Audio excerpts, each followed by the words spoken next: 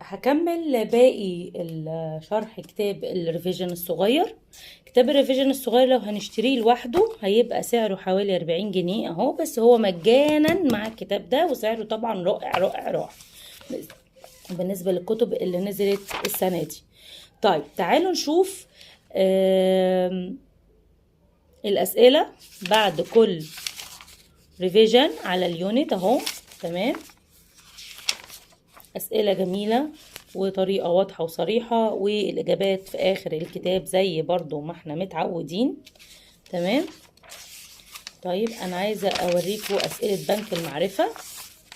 هنلاقي هنا برضو اختبار إدارة هي التعليمية، والليسننج برضو ورا اهو، ده جزء الليسننج والإجابات.